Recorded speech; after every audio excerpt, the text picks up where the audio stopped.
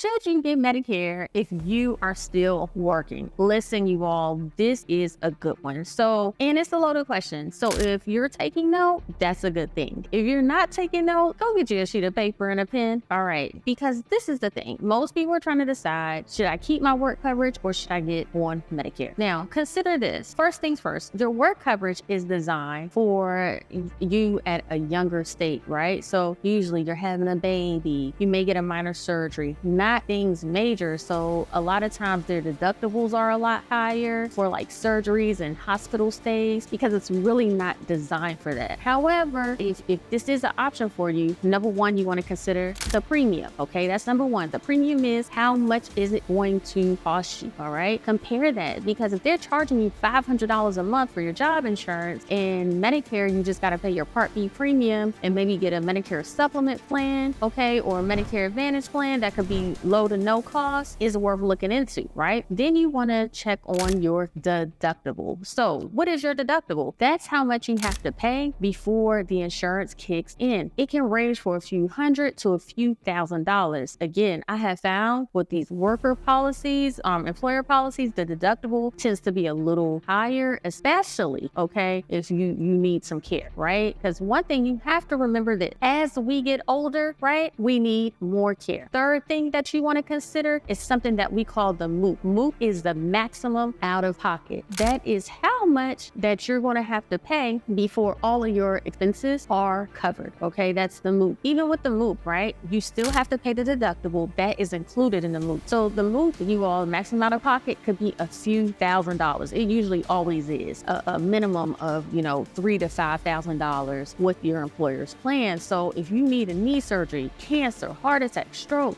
those are things that really make you have to pay that MOOP, that maximum out of pocket. However, with the Medicare Supplement Plan G, there is no maximum out of pocket. All you have to do is just pay your premium and that deductible, that $264 deductible for the Part B, right? And that's it. So it makes sense. Then after that, you want to look into what they call a co-insurance, okay? Co-insurance is your responsibility. Again, Medicare pays 80% of the bills, you pay 20%, right? That 20% is your co-insurance. You have to pay, listen to this, your deductible, your co-insurance, and also your co-pays, right? So that $10, $15, right? Up until you get to your maximum out of pocket. That could be a lot of money, all right? Especially if you have a lot going on, all right? Compared to your job policy versus, especially let's just say, a Medicare supplement policy and also a Medicare Advantage plan too. And regardless, after paying all that maximum out of pocket and all that, you still, all right, have to pay your monthly premium, okay? So you want to keep those costs in mind, and also your current health and what you plan on having done, and also your past health history as well. Take those things into consideration. Again, you might even have to make a little list, check it twice,